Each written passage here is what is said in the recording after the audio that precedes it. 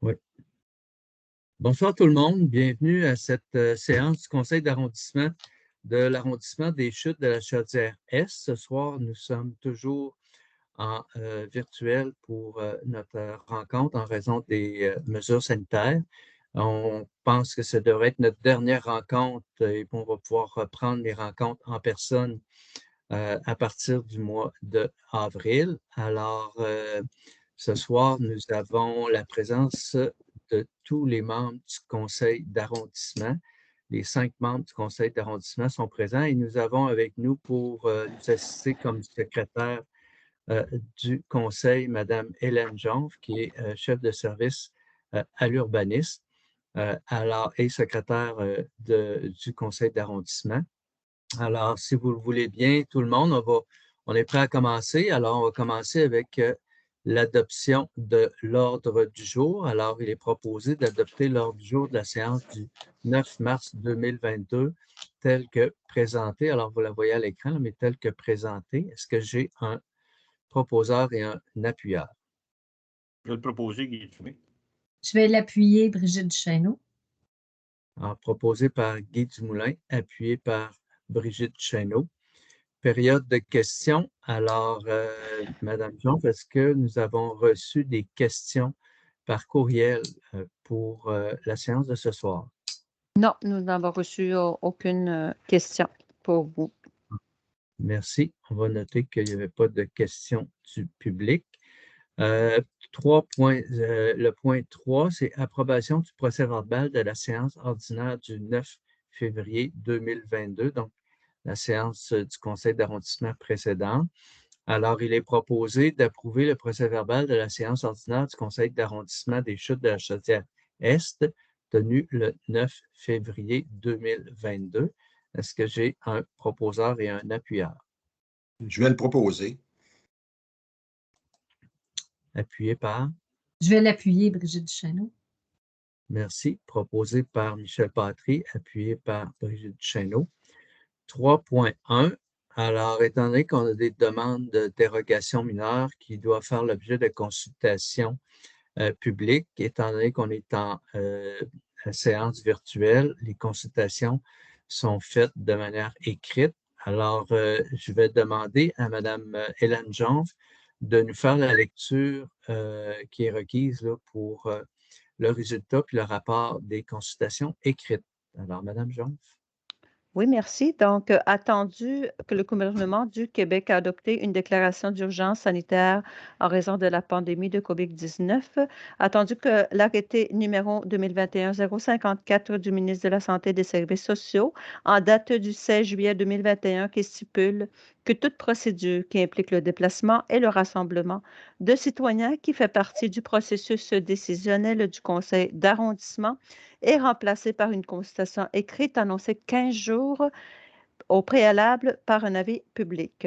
Donc, attendu que la Ville entend mettre en œuvre toute mesure raisonnable sur le territoire qui pourrait contribuer à contrer le coronavirus, notamment en évitant le déplacement et le rassemblement des citoyens, qui fait partie du processus décisionnel de ce Conseil, afin de remplacer cette procédure par une consultation écrite tenue 15 jours au préalable par une consultation publique.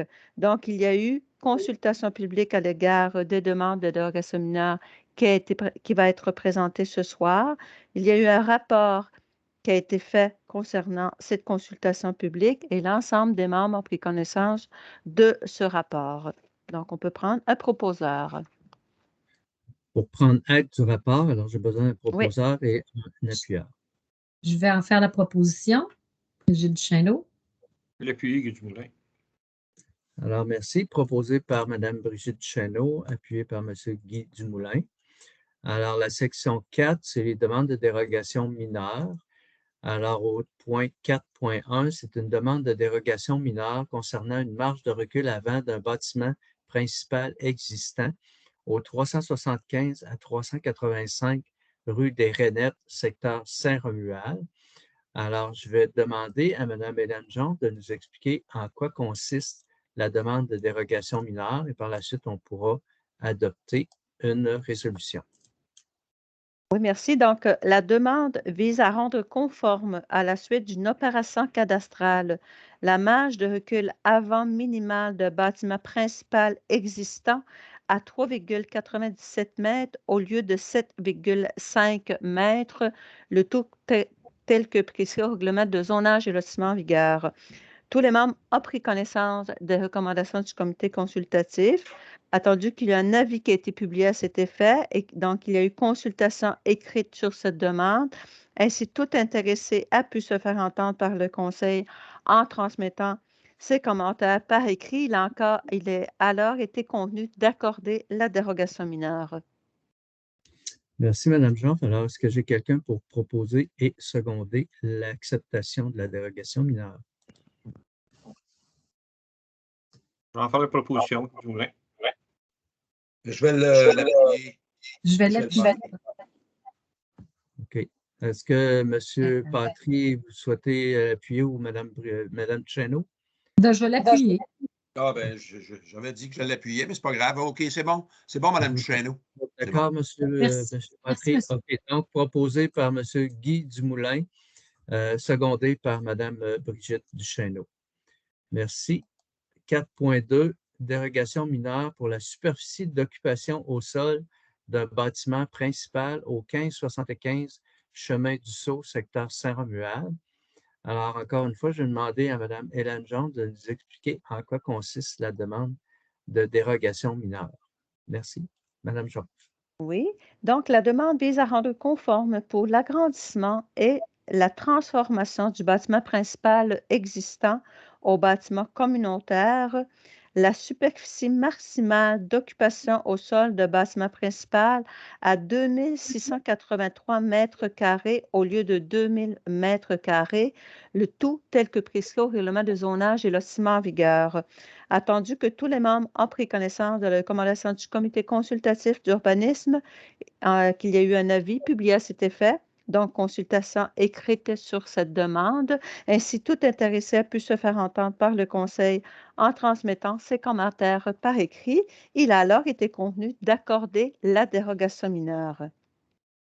Merci, Mme Jean. Alors, j'ai besoin d'un proposeur et d'un secondeur pour accepter la dérogation mineure. Je vais en faire la proposition. Brigitte. Appuyé par.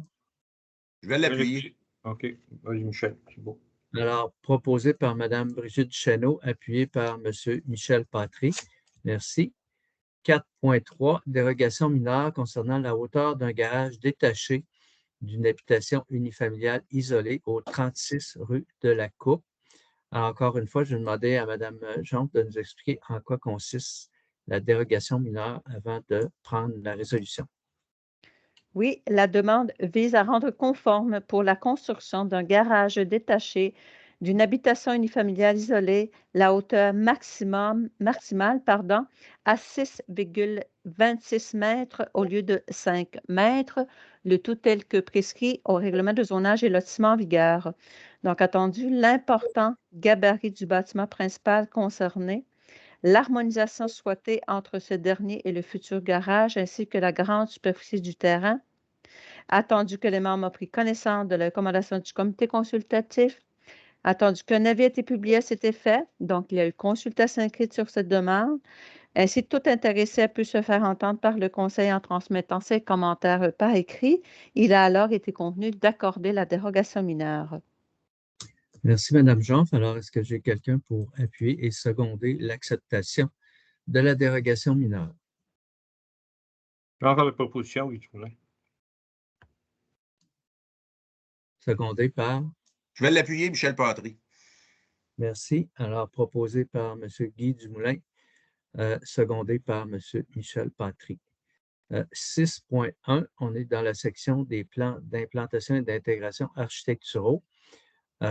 C'est une demande pour des travaux d'installation d'une enseigne promotionnelle au 101 848 avenue Taniata, dans le secteur de Saint-Jean-Chrysostome pour le restaurant, le commerce Le Zeta. C'est un restaurant, je pense. Ça, c'est un nouveau restaurant. Alors, il est proposé d'approuver les travaux d'installation d'enseigne tels que demandés. Est-ce que j'ai un proposeur et un appuyeur? Je vais le proposer. Et je vais l'appuyer, Guy Dumoulin. Merci. Proposé par Michel Patry, appuyé par Guy Dumoulin. 7.1, c'est des dossiers du plan d'implantation et d'intégration architecturale volet patrimonial. Alors, 7.1, c'est pour des travaux de rénovation au 3036 rue Antoinette Bézil, secteur Charny. Alors, il est proposé d'approuver les travaux incluant les modifications acceptées par le requérant. Alors, est-ce que j'ai un proposeur et un appuyeur? Je vais le proposer, Karine Lavertu. Appuyé par... Votre micro est fermé, mais je vous ai vu parler, M. Je vais l'appuyer, Michel Patry. Proposé. Oui, je vous ai vu parler. Excusez-moi. Proposé par Mme Karine Lavertu et secondé par M. Michel Patry. 7.2, travaux de rénovation au 2408 rue de la Traverse, secteur Charny. Alors, il est proposé d'approuver les travaux incluant certaines modifications, les travaux proposés par le requérant, incluant certaines modifications qui ont été acceptées par le requérant. Alors, est-ce que j'ai un proposeur et un appuyeur? Je vais le proposer, Karine Lavertu. Je vais l'appuyer, Brigitte Duchesneau. Merci. Proposé par Karine Lavertu, appuyé par Brigitte Duchesneau. 7.3, c'est des travaux de rénovation au 2104 Chemin du Fleuve, secteur Saint-Romuald.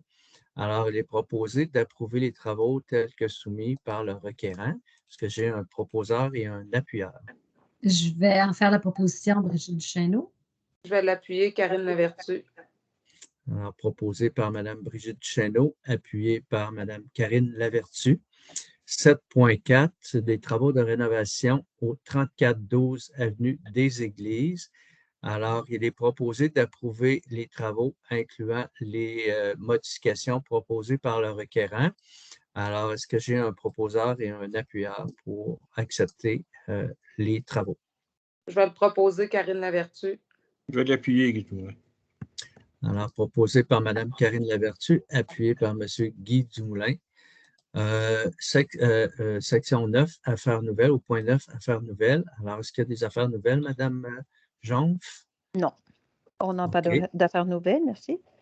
D'accord. Merci. Point 10, période d'intervention des membres du Conseil. Est-ce qu'il y a des membres qui souhaitent prendre la parole? Ça va pour moi. Ça va. Ça va. OK, merci. Alors, point 11, levée de la séance. Alors, est-ce que j'ai un proposeur et un appuyeur pour lever la séance? J'en fais la proposition, Brigitte Duchesneau. Je vais l'appuyer, Michel Patry. Alors, proposé par Mme Brigitte Duchesneau, appuyé par M. Michel Patry. C'est ce qui met fin à notre ordre du jour et à notre séance de ce soir. Alors, je remercie les membres du Conseil, je remercie Mme Jonf et on va se dire au mois prochain dans une rencontre en personne. Merci. Merci et bonne soirée tout le monde. Bonne soirée.